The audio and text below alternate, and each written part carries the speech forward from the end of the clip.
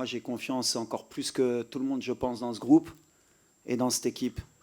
Et on sait qu'une compétition, encore plus la CAN, mais toutes les compétitions en général, c'est à la fin du bal qu'on paye les musiciens. Et j'ai toujours fonctionné comme ça, que ce soit au FUS, au WAC, à Douai, à la Coupe du Monde. Voilà. Nous, on est soudés. En tout cas, nous, on est vraiment soudés. On est une famille. On sait ce qu'on veut donner au football marocain et on est prêt pour ça. Mais on sait aussi qu'on va souffrir. Ceux qui n'ont pas envie de souffrir, ça va être difficile pour eux parce qu'on va souffrir.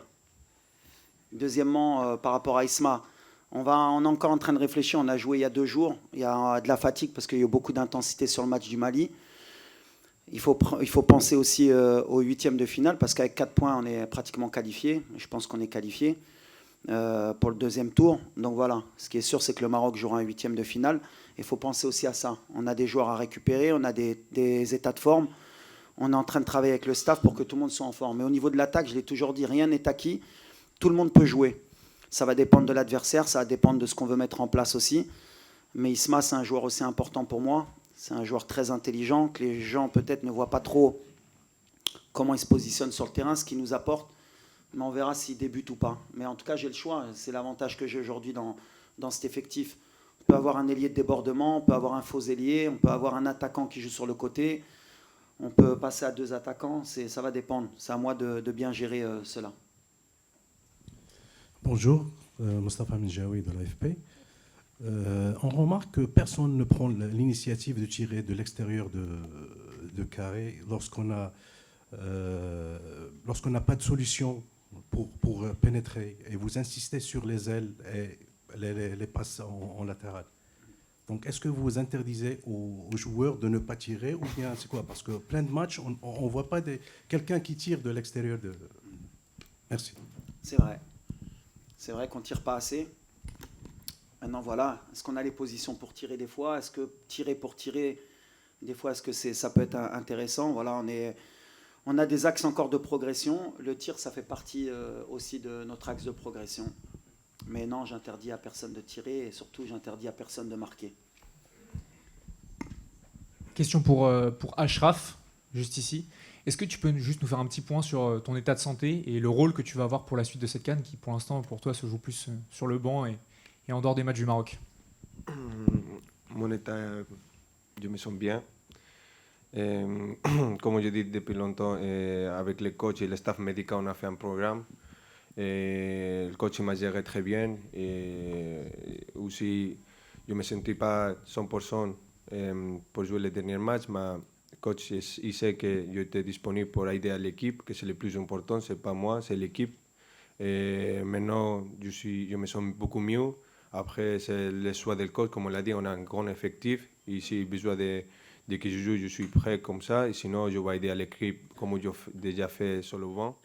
Que pour moi, comme je dis depuis longtemps, l'objectif c'est de reporter la CAN. Même si je ne joue pas, je voulais reporter cette CAN. Ainsi que c'est ça mon objectif aujourd'hui. Oui. Bonjour coach, Patrick Juillard pour Sport 365. Vous avez joué vos 2 matchs sans Achraf Hakimi qui est à vos côtés. Est-ce que sa présence et son retour, vous pensez que ça apporterait un peu de leadership et ça créerait un rapport de force plus favorable face aux adversaires, au-delà évidemment de ses qualités techniques? C'est une super question. Voilà. Est-ce qu'un entraîneur pourrait se passer de son ballon d'or? Je pense que les gens ne se rendent pas compte un peu de l'apport d'Achraf dans notre équipe. On a fait 2 matchs sans notre ballon d'or, sans notre meilleur joueur, sans notre leader, sans notre capitaine, mais on ne s'est pas caché sur nos performances. On a des joueurs qui prennent le relais et ils le prennent très bien. Il faut aussi leur donner ça. Mais est-ce qu'on serait une équipe différente avec Achraf? Certainement. On a le meilleur joueur d'Afrique, un des meilleurs joueurs du monde. Et voilà, maintenant, ce n'est pas pour se cacher. On avait prévu ça dans notre progression. Achraf, il a fait, je le répète, ce qu'il a fait, c'est extraordinaire. En termes de leadership, en termes de soins pour revenir. Et on est en train de le gérer. Ce qui est certain, c'est qu'Achraf jouera demain. Est-ce qu'il débutera ou pas? Mais en tout cas, ce sera son premier match pour la CAN. Mais ce qu'on veut et ce qu'on avait prévu, parce qu'on a quand même l'envie d'aller le plus loin possible, c'est qu'on ait un Achraf qui progresse avec l'équipe et qu'on garde pour toute la compétition. Donc aujourd'hui, le plan est en train d'être réussi. On est très content. Et bien sûr, Ashraf, je n'ai pas envie de citer d'autres équipes, mais si vous retirez au Sénégal un Mané ou à l'Égypte un Salah ou notre équipe, on dirait ouais, mais il leur manque leur meilleur joueur. Aujourd'hui, nous au Maroc, on ne parle pas de ça, on minimise peut-être le rôle d'Ashraf, je ne sais pas, peut-être qu'ils ne sont pas conscients, mais moi en tout cas, je sens qu'avec Ashraf, on va être encore une équipe encore plus solide et plus forte, ça c'est certain. Hello, salam alaikum. Paola Herrera from Mexican newspaper Record. The other day, you received the visit of your friend Kylian Mbappé. I would like to ask you if he gave you a message and what he told you. Non, je pense que c'est un plaisir de voir mon ami à mon pays.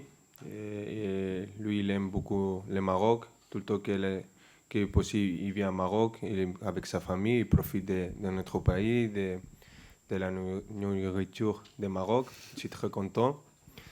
C'est ça, non? Si. Non, et je suis trop content qu'il a venu à voir notre match. Et il a aimé notre équipe, il est content, il a dit qu'on est un des candidats pour gagner ce CAN. On devait améliorer beaucoup aussi, il a dit. Mais on est content, il est très content et je suis content de qu'elle est là avec nous aussi. Et on va voir. Bonjour, Saïd Hamda pour Squad et TFT Morocco. C'est une question qui peut s'adresser à vous deux. Moi, il y a une image qui m'a marqué contre le Mali. C'est votre activité sur le banc, que ce soit Ashraf, que ce soit vous, coach. Excuse me. Vous avez beaucoup... Excuse me. Oui. You choose one, please. We have a lot of people. Oui, ils vont choisir qui veut répondre. Said one of, Yes, c'est pour les deux. Je disais donc, ça m'a beaucoup marqué parce que vous avez été très actif. Ashraf t'a donné beaucoup de conseils à tes coéquipiers, même quand il y a eu la situation sur le penalty. Tu as harangué le public justement pour que ça soit uni, une famille. Justement, quel rôle il a dans ce vestiaire au-delà d'être un joueur formidable? Est-ce que c'est un peu votre relais dans le vestiaire et comment le réintégrer dans cette équipe puisque Mazraoui à droite est performant, Salahdine à gauche est performant. Donc c'est un petit peu un casse-tête pour vous. Ça fait beaucoup d'éléments, mais j'aimerais bien vraiment savoir comment vous vivez les choses de l'intérieur pour tous les deux. Merci. Yo voy a contestar. Te dejo tranquilo. Non, vas-y. Toi, t'es le leader. Non, bah forcément. De toute façon, Ashraf aujourd'hui, c'est plus qu'un leader, plus qu'un capitaine. Pour moi, c'est mon relais principal. Il y a aussi d'autres relais, bien sûr. Les anciens, il y a Mounir, il y a Bono, qui font partie de cela. Mais je vais en oublier un ou deux. Mais en fait, il y a 4-5 cadres. On parle beaucoup. Nous, on a un esprit depuis que j'ai intégré cette sélection. J'ai beaucoup responsabilisé parce que j'ai vécu ce qu'était cette sélection. Je pense que les gens oublient un peu d'où on part par rapport à l'état d'esprit, par rapport aux valeurs qu'on veut donner aux jeunes. Et Ashraf, il a vite compris aussi parce qu'il a fait partie de beaucoup de générations aussi avant, parce qu'il a commencé très jeune. Et on sait ce qu'on veut créer dans cette équipe nationale. On veut laisser un héritage, que ce soit bien sûr sur le terrain, mais en dehors. On veut qu'il y ait des valeurs, on veut que tout le monde participe. Et cette équipe nationale, elle n'appartient pas qu'au coach, elle appartient bien sûr aux joueurs aussi, au public, aux journalistes. Et ce qu'on veut, c'est qu'à un moment donné, tout le monde participe. Ashraf, il participe en son sens, comme il a dit, le meilleur message, c'est que ton ballon d'or et ton capitaine te dit si je ne dois pas jouer et gagner la CAN, eh ben, je serai content. Et je peux te dire qu'il a envie de jouer, hein, Ashraf. Donc là, déjà, on a gagné des choses en termes d'état d'esprit, ce qui ne se faisait pas avant. Et je suis témoin puisque j'y étais. Donc maintenant, on n'a pas ce côté individualiste, on a un esprit vraiment de famille. Et il n'y a pas que moi qui dois véhiculer cela. C'est ce que je leur ai dit. Avec pendant beaucoup d'années, quand je voyage et que je parle avec les joueurs, c'est qu'eux, ils comprennent qu'ils doivent prendre en main cela, parce que le jour où je ne serai pas là, eux, ils doivent continuer à faire passer ce message aux plus jeunes, que l'équipe nationale est au-dessus de tout le monde. Que l'équipe nationale, que Achraf Hakimi joue 5 minutes ou pas, ce n'est pas important, c'est l'équipe nationale. Que Brahim Diaz sorte à la 60e minute, ce n'est pas important. Il y a un autre qui prend le relais, parce que ce qu'on veut, c'est que l'équipe nationale gagne. Et ils ont compris ça. Donc on est déjà sur le bon chemin. Et lui, et encore plus qu'autre joueur, que la responsabilité qu'il a, c'est que voilà, c'est notre meilleur joueur, c'est un exemple pour les jeunes, c'est un exemple pour ses coéquipiers. Et quand les joueurs voient comment Achraf se comporte sur le banc, à l'entraînement, quand il vient faire 5 heures de soins, eh ben, ça tire tout le monde vers le haut. Donc moi, en tant que coach, je peux être que satisfait d'avoir un leader comme Achraf. Walid, salam alaikum, je suis là, à ta droite. Après Maroc-Mali, on est parti à la rencontre des supporters. On a vu beaucoup de frustration et de crispation sur les visages. Il y avait aussi de la colère. Pour beaucoup, la flamme s'est éteinte. Et je voulais te demander, qu'est-ce que tu voulais leur dire aujourd'hui pour raviver cette flamme? Et Achraf, on t'a une seule question. Ok. But let him to say what he wants to say, because I want to hear what he wants to say. Merci, c'est gentil. Barakallahu fika, Achraf, merci. Je voulais te dire, tu t'es découvert une nouvelle passion. On t'a vu coach adjoint. Je voulais savoir, est-ce que tu arrives à comprendre avec cette position sur le banc de touche ce que peut ressentir notamment Walid quand il voit le match? C'est une bonne question, ça. Merci. C'est pour ça il voulait. Non, je ne suis pas adjoint. Il y a le coach, on a le meilleur coach aujourd'hui pour gagner cette CAN, avec son staff, avec tout le staff qu'on a, qu'il a l'entourage de lui. Moi et toute l'équipe, comme on a dit, on a un objectif ensemble. On est unis, on a une équipe unie qu'on voulait gagner la CAN. Même les joueurs, comme on l'a dit, le coach, il a créé un état d'esprit sur l'équipe nationale très grand. Avant, on n'était pas été comme ça. Comme on l'a dit, coach, je suis un des anciens, je passais de différentes générations et cet état d'esprit, je n'ai jamais vu une chose comme ça. Avec mon expérience de mon équipe, mon club aussi à Paris Saint-Germain, quand tu as une équipe avec cet état d'esprit, tu peux aussi faire de grandes choses. Et aujourd'hui, l'équipe nationale est très unie, même si les gens de dehors ils ne sont pas contents, ils critiquent. Nous, on est restés ensemble.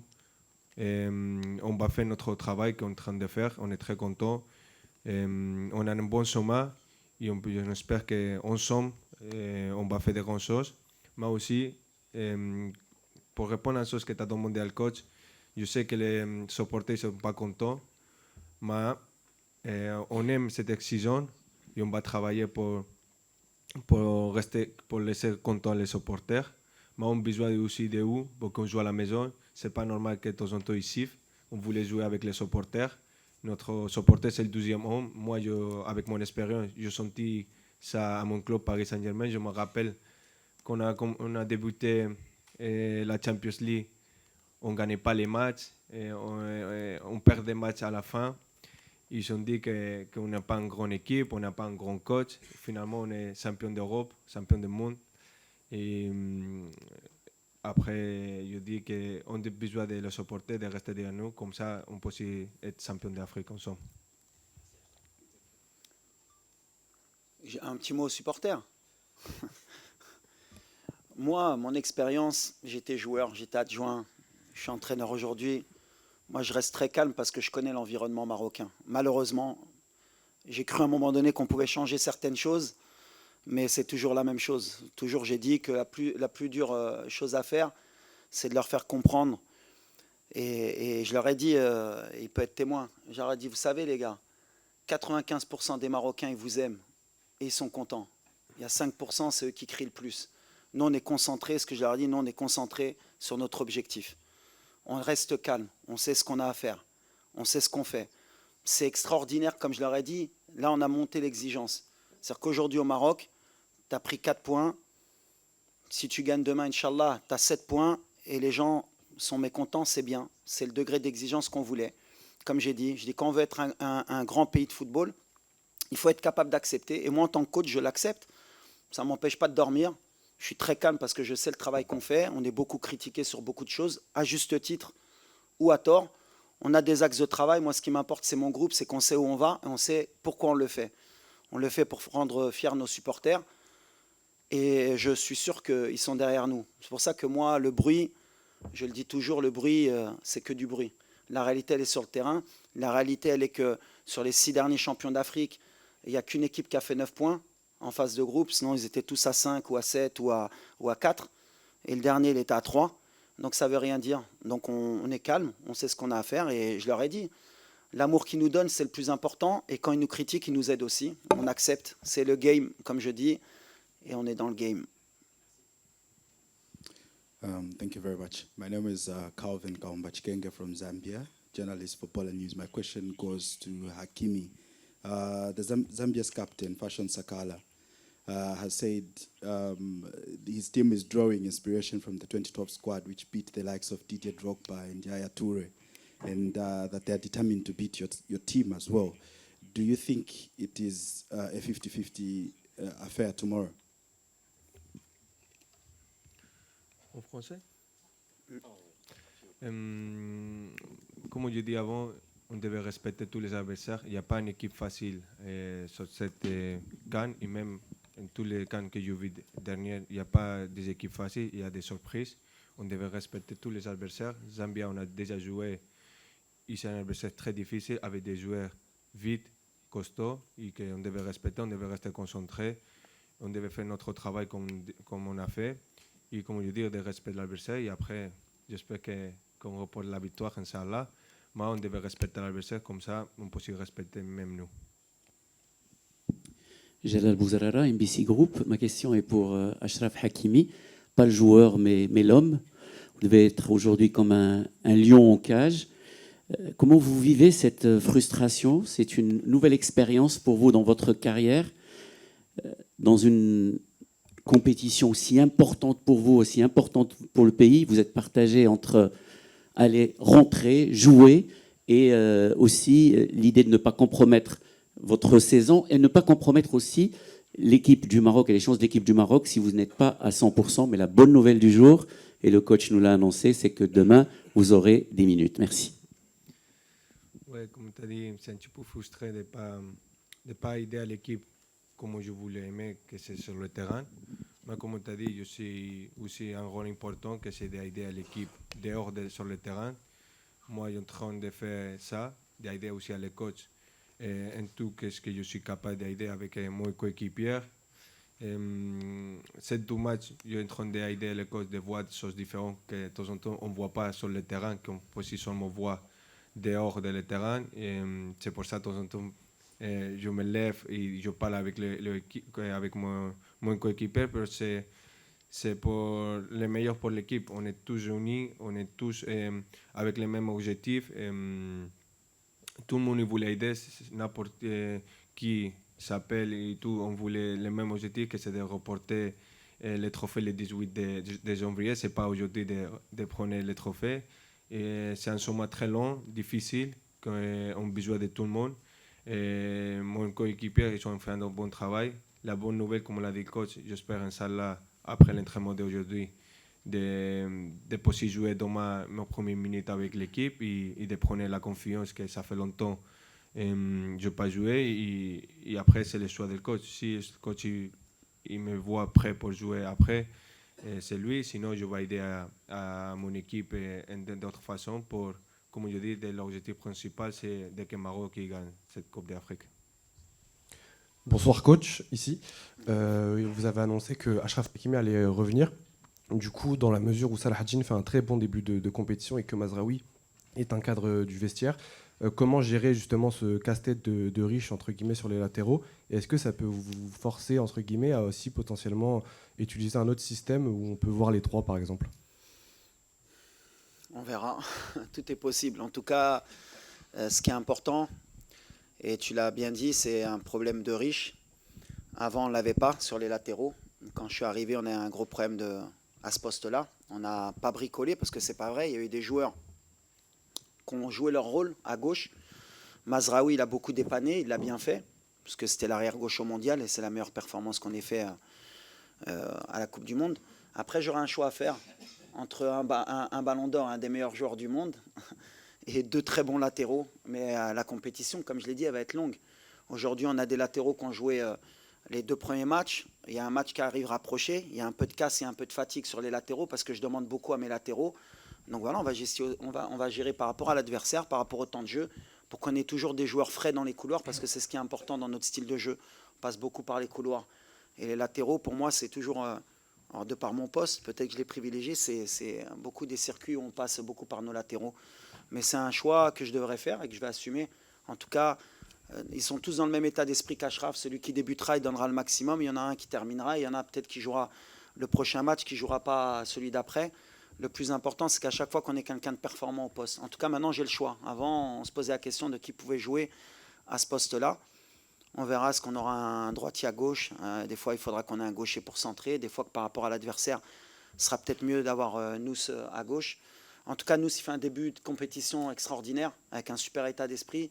Salah Ad-Din, lui aussi, il est rentré dans cette équipe comme si il était là depuis longtemps. On a gagné un arrière-gauche aussi pour le futur. Et après, il peut avoir un système aussi hybride. On verra. On peut avoir 2 latéraux dans les couloirs à un moment donné pour finir le match ou pour le débuter. On a plein d'options. Aujourd'hui, c'est l'avantage que j'ai. Achraf, est-ce que tu pourrais revenir du coup sur ton processus de retour sur les terrains, parce que beaucoup de gens te voyaient forfait pour toute la compétition et finalement tu as pu revenir et du coup jouer même la phase de poule. Est-ce que tu pourrais nous parler de ton état d'esprit et ton exigence envers toi-même? Oui, comme tu as dit, je suis content d'arriver à la fin de ma récupération, de ma blessure. J'espère que demain sont mes premières minutes et j'espère de donner le maximum pour aider à l'équipe comme ils sont en train de faire, de rentrer à même état d'esprit que l'équipe fait sur les 2 matchs qu'on a joués. Et comme tu as dit, je suis là pour aider à l'équipe. Si je joue, je vais aider sur le terrain, sinon je vais aider dehors. Comme je dis avant, mon objectif c'est de reporter la Coupe d'Afrique le 18 de janvier. Si je joue et si je ne joue pas, c'est mon même objectif. Par rapport à ça aussi, je tiens à remercier aussi le Paris Saint-Germain. De leur côté, le club, et Nasser Khalifi, leur président, quelqu'un de très classe. Parce que voilà, ils nous ont laissé Achraf à disposition. Je me rappelle quand j'avais été voir Achraf au parc pour discuter aussi avec le club, ils l'ont laissé quand même venir pratiquement 15 jours, hein, quasi, hein, pratiquement 15 jours avant. Il n'y a pas un club au monde qui aurait dit on vous le laisse à disposition, on vous fait confiance. C'est là qu'on voit que le rapport aussi avec notre staff médical, notre docteur aussi, Bodo, qui est un des meilleurs médecins sportifs au monde.